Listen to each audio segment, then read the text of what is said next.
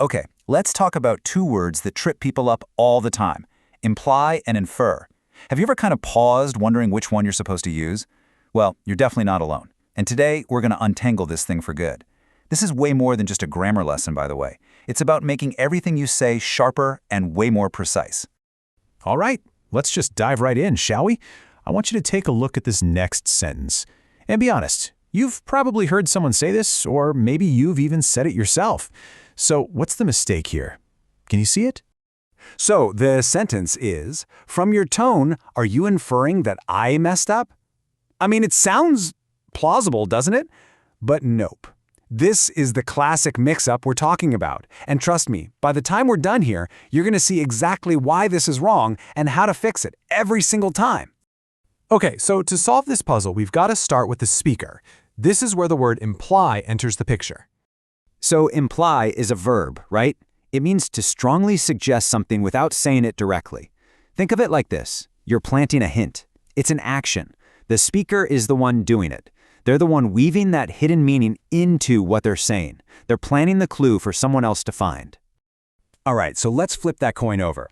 If the speaker is busy planting the clue, well, the listener has a job to do too, right? And that's where infer comes in. To infer is to basically be a detective. It's the listener's job. You're taking all the evidence, the words someone used, their tone of voice, the situation you're in, and you're figuring out the hint. You're drawing a conclusion based on that evidence. You're the one who finds the clue the speaker left behind. Okay, so this is the absolute key takeaway. There are two sides of the same communication coin. One person implies, the other person infers. It's that simple. I love this analogy. Think of it like a game of catch. The speaker implies, that's them pitching the ball. The listener infers, that's them catching the ball. You literally can't do one without the other. You can't catch a ball that hasn't been pitched. All right, enough with the theory. Let's see how this whole thing plays out in a real-world conversation. So, picture this.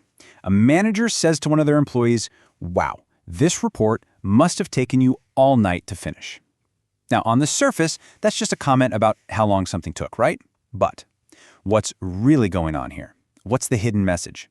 This is it. This is the imply part. The manager is implying something. They're not just saying, "Wow, you worked a long time." They're hinting that they appreciate the hard work and dedication. They've just pitched the ball. And boom, here's the other side of the coin. The employee hears this and infers the real meaning. They're thinking, oh, my boss sees how hard I worked and they value it. They've caught the ball. The hint has been decoded. That right there is successful communication. Okay, so that's all great, but how do you remember which is which when you're actually talking to someone? Let's make a super simple playbook, a mental cheat sheet you can use every single time. It really just boils down to this. Ask yourself, am I the one talking and dropping a hint? Then I'm implying. Or am I the one listening and trying to figure out a hint? In that case, I'm inferring. Speaker implies, listener infers. That's it. And look, you might be thinking, is this really a big deal? And the answer is yes, because nailing this difference isn't just about sounding smart. It's about giving your communication this incredible clarity. It's a superpower that helps you completely avoid those awkward mix-ups, like the one we saw at the very beginning.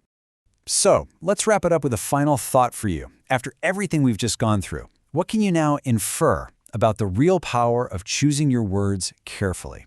I think the answer to that question, well, it implies a whole new world of communication opens up when you do.